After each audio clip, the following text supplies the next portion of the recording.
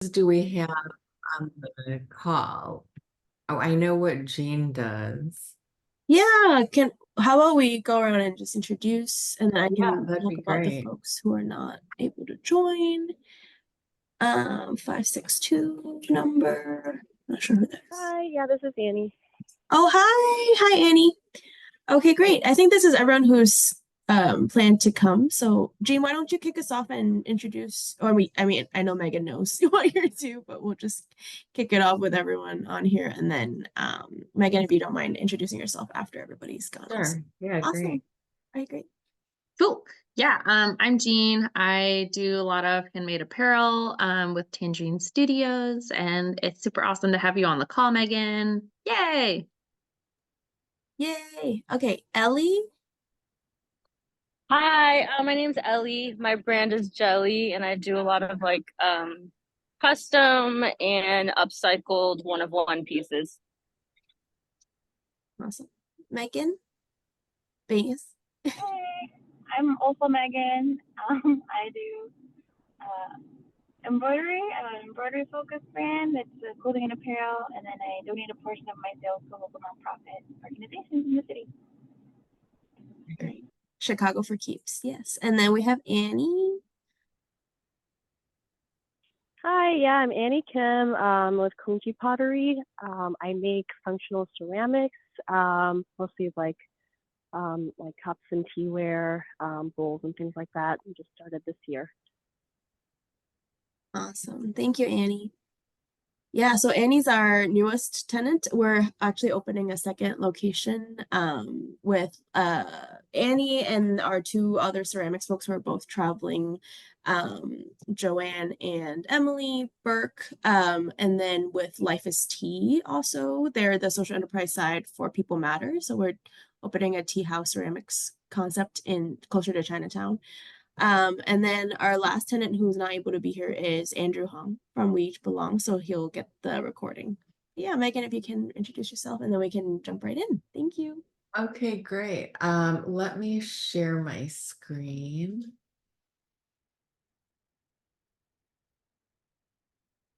All right, working?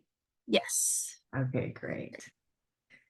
So I am Megan Nakano, and I'm the executive director and co-founder of the Asian American Chamber of Commerce of Illinois.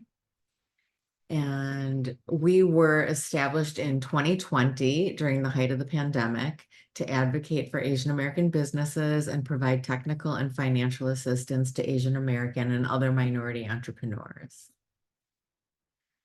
And I do pro bono consulting for Asian American and other minorities and partner with corporations and government agencies who are seeking to do business with Asian-owned firms and collaborate with organizations like CanalPop and CBCAC, National ACE, ACE Next Gen, the SBDC Network, and other chambers of commerce to increase access to capital and opportunities for diverse firms through advocacy, professional development, and matchmaking services.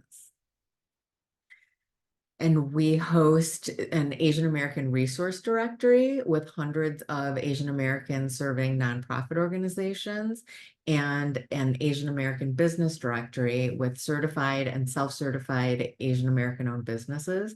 So if your organization or business are not already in there, there's a way. If you go to the website, you can enter them in, apply to be included in the directory, and we'll put you in there. And we'd love to have you to grow the directories and make them more inclusive.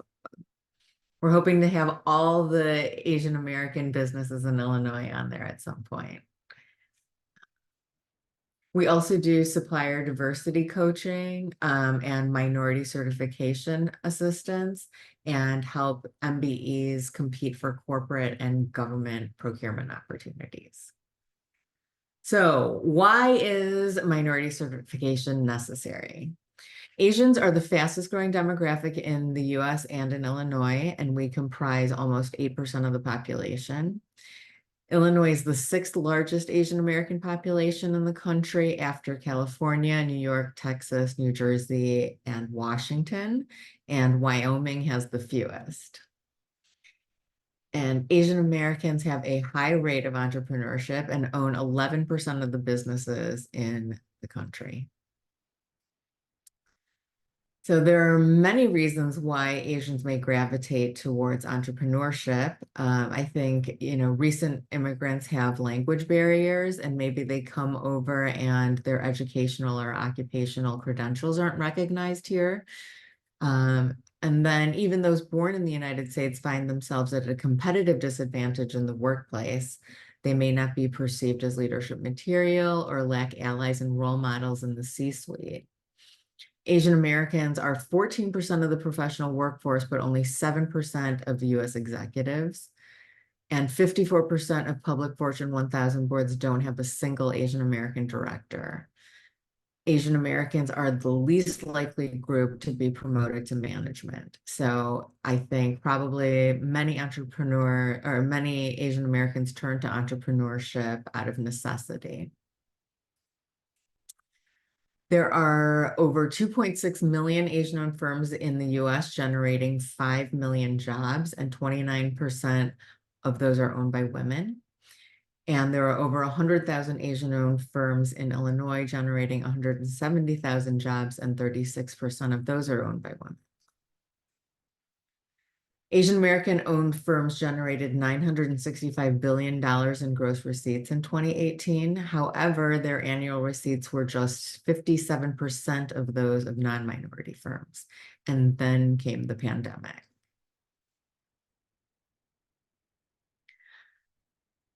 Asian American firms were the hardest hit by the pandemic and were the slowest to recover. 90% of Asian-owned firms reported a decline in revenues in 2020 compared to only 76% of white-owned firms. The Fed's 2022 report on firms owned by people of color reported that at the time of the survey, 79% of Asian-owned firms reported that their revenues had not yet reached 2019 levels. Asian-owned firms are highly concentrated in the service and medical industry. 62% of Asian-owned businesses reported that all or nearly all of the positions required face-to-face contact, and Asian American-owned firms were the most likely to have closed temporarily during the pandemic. Misinformation and incendiary political rhetoric exacerbated anti-Asian hate incidents during the pandemic. But besides overt racism, Asian entrepreneurs face other unique challenges that impede their success. Despite the model minority myth that we're all wealthy and highly educated, 12.6% of Asian Americans live in poverty, 31% have limited English proficiency, and the disparities are even more stark when the data is desegregated by ethnicity. According to the Minority Business Development Agency, access to capital is the most important factor limiting the establishment, expansion, and growth of minority-owned businesses. And Asian American and other minority-owned firms were more likely to be denied for loans, and those who are approved receive lower amounts and pay higher rates. So Minority Business Enterprise, or MBE certification, is a tool to help level the playing field for minority entrepreneurs, allowing them to gain access to contract opportunities in the competitive procurement process. MBE certification is verification that your business is at least 51% owned and controlled by minorities. And the federal government, state, county, city, other government and private institutions all offer MBE certification, and the eligibility and documentation may vary a little bit, but most are very similar. The city of Chicago and Cook County accept each other's certification, so if you get one, you don't have to get the other. And there are reciprocal agreements with the National Minority Supplier Development Council, NMSDC, and Women's Business Enterprise National Council, WBENC or WeBank. So you can fill out abbreviated applications for other agencies if you already have those certifications. Who is Asian?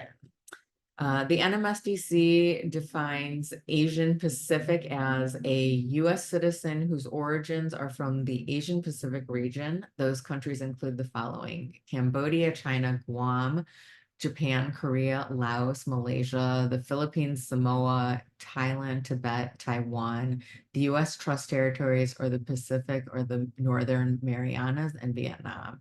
And Asian Indian as a US citizen whose origins are from the Asian Indian region, including Bangladesh, India, Indonesia, Nepal, and Pakistan. And the city of Chicago differentiates between those being certified and are competing for non-construction and construction contracts. For non-construction, the definition is persons having origins in any of the original peoples of East Asia, Southeast Asia, and the Indian subcontinent, or the Pacific Islands, or individual members of other groups, including but not limited to Asian Americans. And for construction, Asian Americans, Arab Americans, and Native Americans found by the city to be socially disadvantaged by having suffered racial or ethnic prejudice or cultural bias within American society without regard to individual qualities, resulting in decreased opportunities to compete in Chicago area markets or do business with the city of Chicago. And for the federal government, the SBA 8A program, due to recent Supreme Court decisions, that Students for Fair Admissions versus President and Fellows of Harvard College, that kind of curtailed some of the affirmative action programs, especially at the federal level. So there's no longer a presumption of disadvantage for minorities. So applicants now who are claiming social and economic disadvantage have to demonstrate their individual social disadvantage by writing a narrative or completing a questionnaire. And other public and private agencies are likely to follow this model as well. So that's why I gave you some of that background information about how Asian Americans are discriminated against. And you may, in some cases, wind up having to write like essays about how you've been discriminated against. But most of the programs are still intact except for the federal program right now. There's a presumption of disadvantage if you're Asian. So the hardest part about applying for MBE certification is just gathering all the documents that they're asking for. And like I said, each of the agencies may ask for a different set of documents, but most of them will require these documents: a birth certificate, a driver's license. And I think this is really the way that they're determining what your race is, I guess, just like looking at your picture. Because on my birth certificate, it doesn't say what my race is, nor does it say the race of my parents. Some, I think, do say that, but on mine, it doesn't. And, driver's license doesn't say that either, but I think that's what they're basically using as proof. Also your passport or green card as your proof of ethnicity. And some, like National Minority Supplier Development Council, require US citizenship, where most just require that you're a permanent resident. They will ask for your business and personal tax returns, usually 3 years.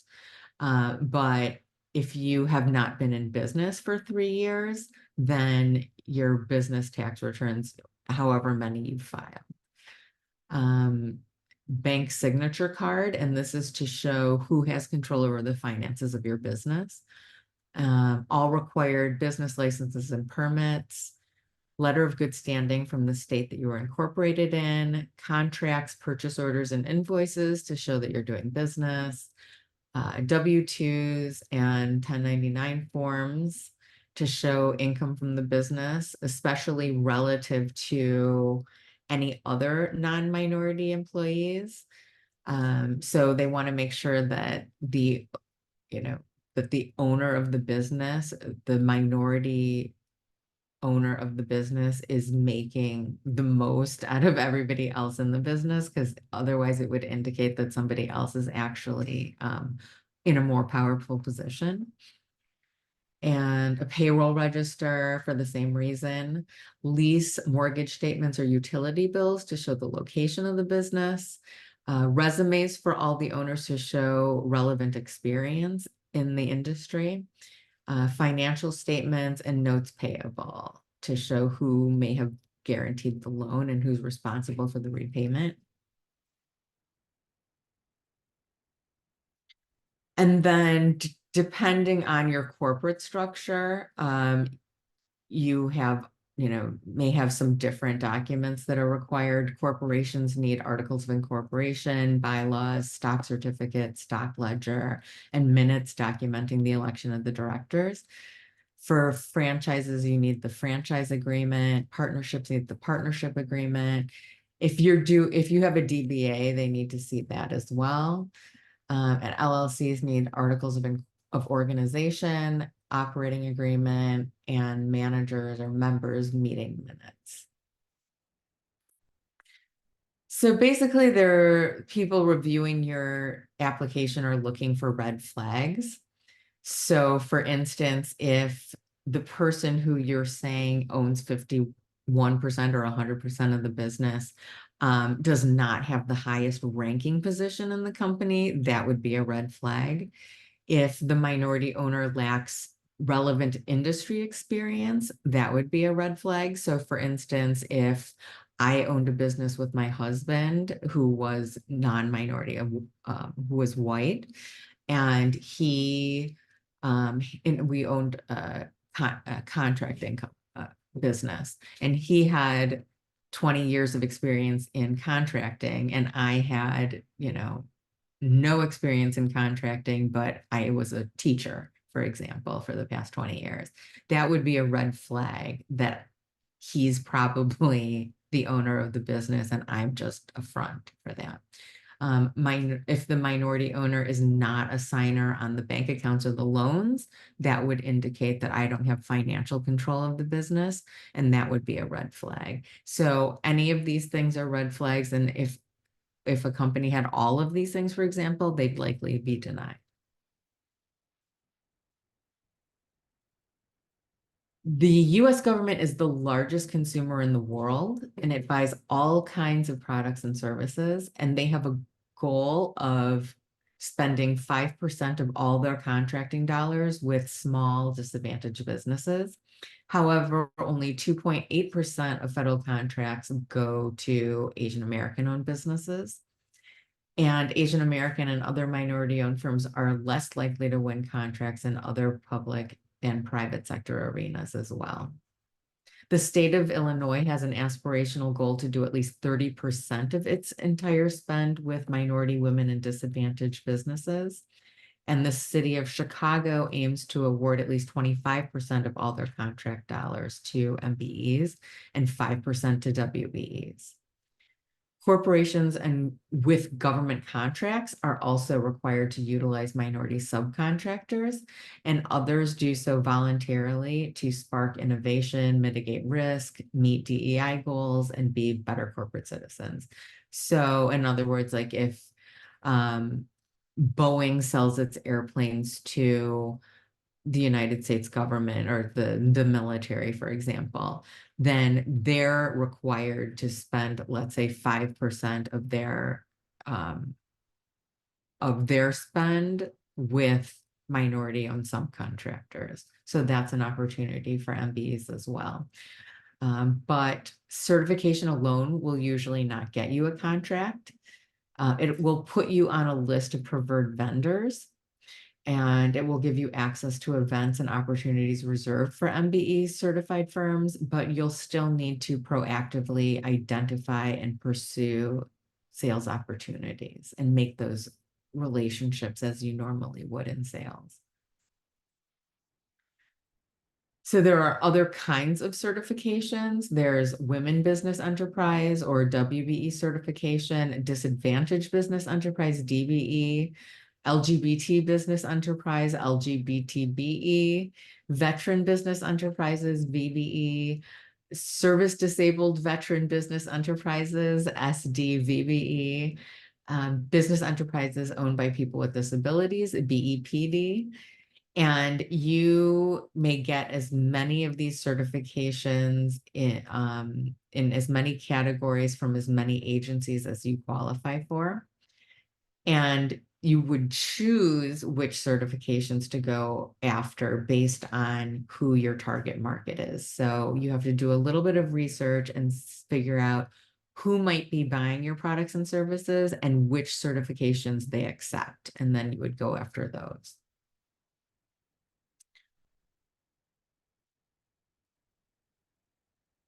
So all of this information is on our website. And if you're interested in minority certification, I recommend that you go there and you review the information, and then you kind of start to do a little research and figure out which certifications you want to go after and with which agencies, which agencies you want to be certified with, and then start compiling your documentation, getting the package together.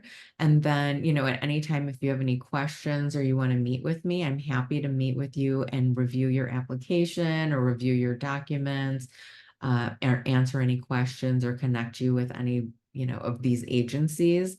That if you have some specific questions, you want to talk to somebody there, I'm happy to make those connections for you.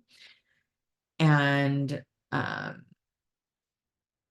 yeah, does anybody have any questions at this time? Happy to answer any now.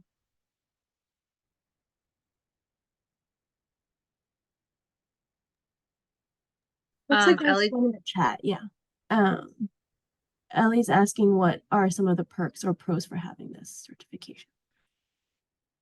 Well, so let's say that you're certified with the city of Chicago, then you'll be in the database of certified businesses for the city. So, and then you would enter like which categories you're able to respond to. So if, when they're looking to make purchases, they'll go, hopefully, theoretically, they're going to go to that list first to see if they can find any minority-owned businesses to fulfill those contracts. And you'll also be getting notifications, ideally in your category. So whatever it is that you're selling, if they have an RFP that's coming out, they're going to send that to you and give you an opportunity to bid on it. And hopefully, all things equal, give you preferential treatment when they're making the decision of who to make the purchase with.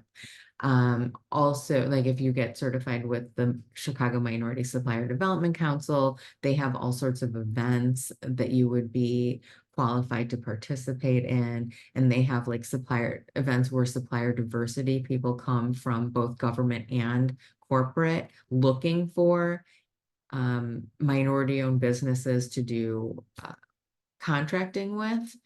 And it would kind of open those doors for you.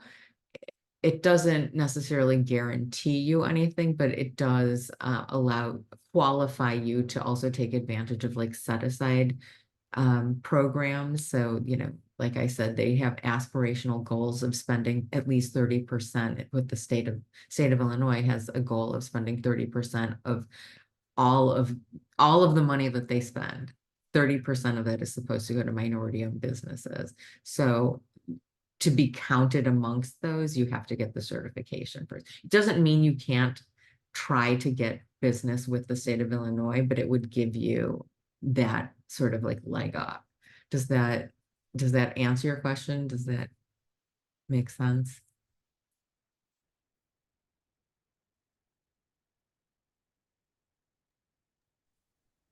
I think that does, Ellie. Any other questions? yeah, Megan, is there a minimum amount of years you need to have an established business to apply for these?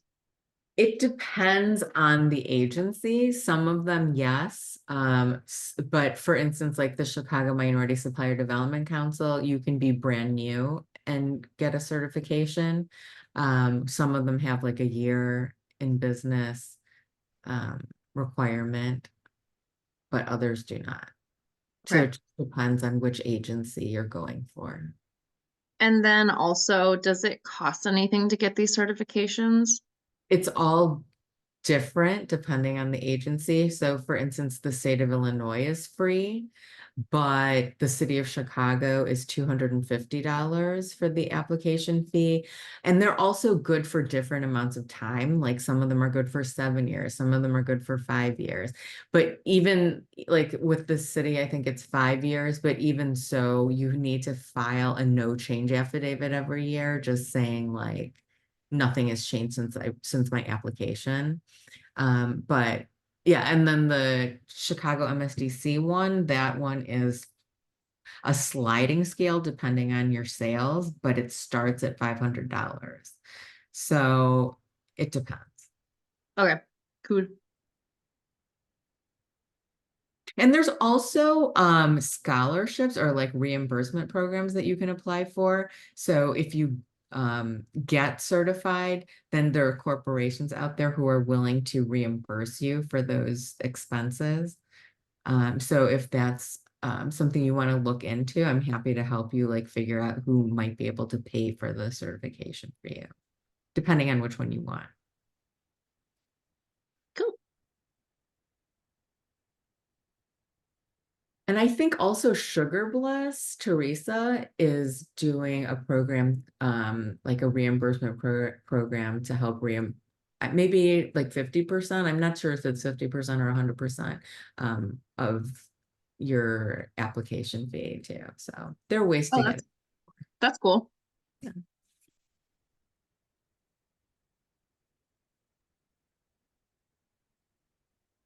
Well, any other questions?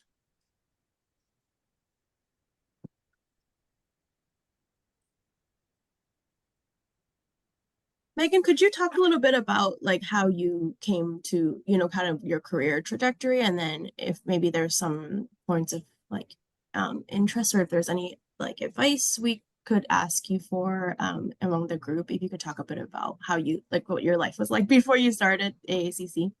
Sure, yeah. One of my first jobs was running a small business development center in Chinatown. I was with an organization called the Asian American Alliance, which is very similar to the organization I'm heading up now. It was a cooperative of different Asian American chambers of commerce, and there were actually more back then than I've found nowadays. But I ran the small business development center. So like what Chetta's doing, that was my job. Like we ran an Asian American chamber, SBDC back then. And I help people with like business planning and startup assistance and access to capital, getting SBA loans, that sort of thing. And then I moved into banking and I worked at American Metro Bank for like 7 or 8 years, which is the Asian-owned community bank. Um, and then after that, I went to the Chicago Minority Supplier Development Council, and that's where I learned about minority certification and worked with a lot of corporate members who were looking, and they were in the supplier diversity field, and they were looking for minority-owned businesses, and I wanted to help. I did like matchmaking between the companies would say, um,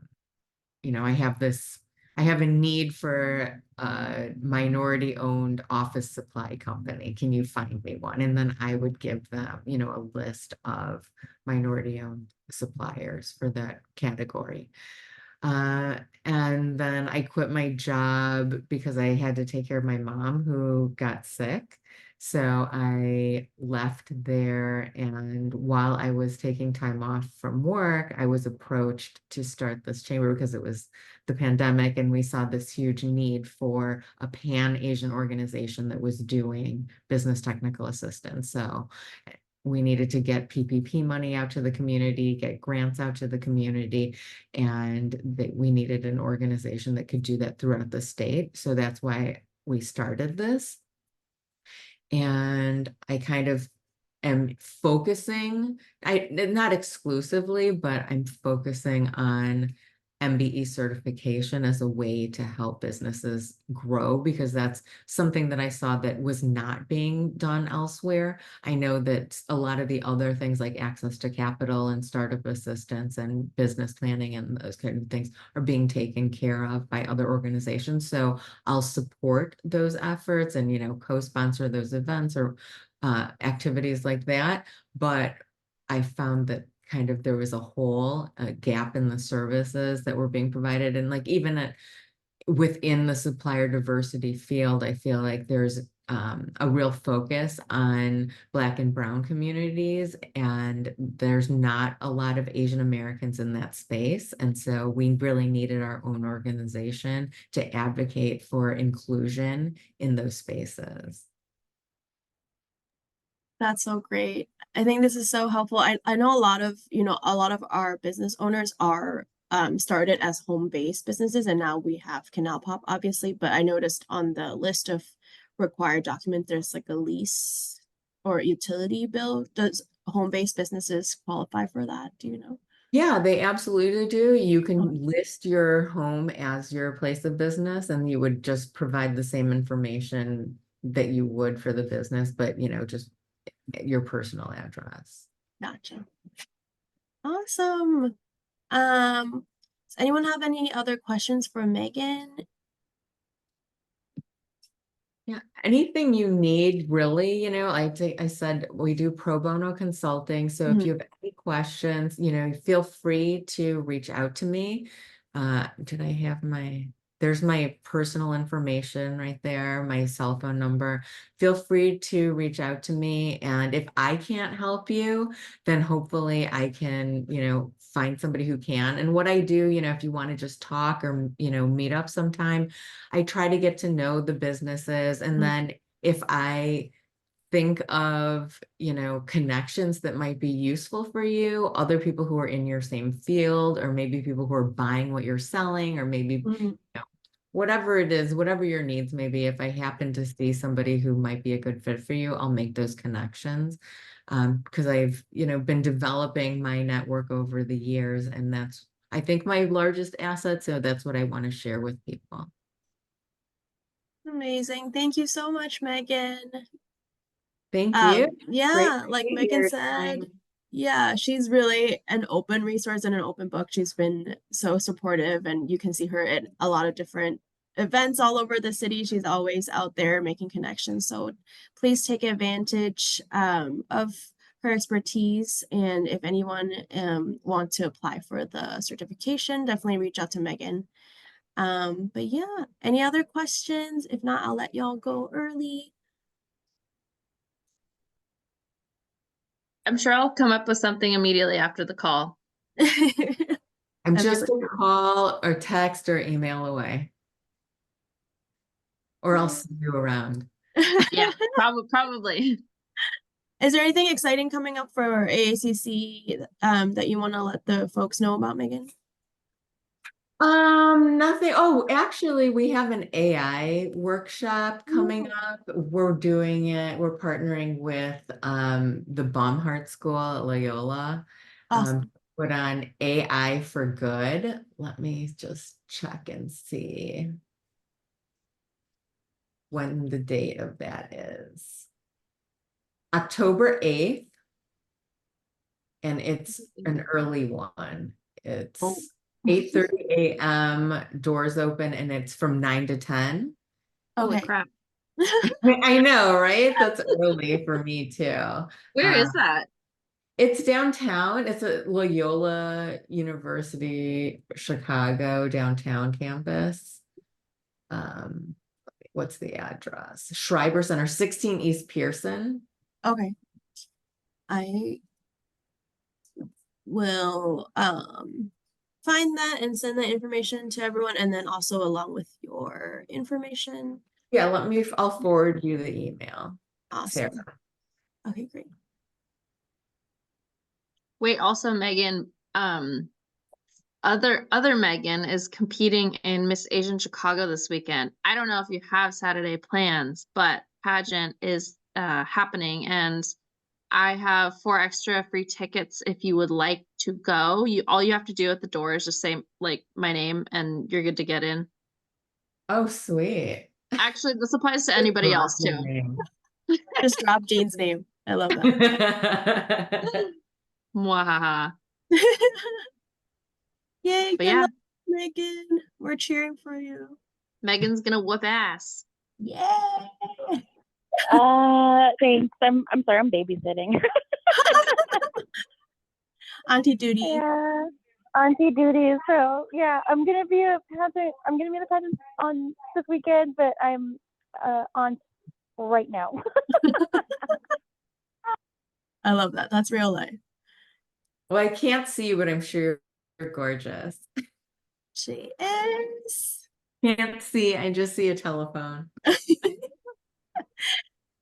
Thank you, Megan, for your time. Thank you, everyone, for being here. I'll send out the information again.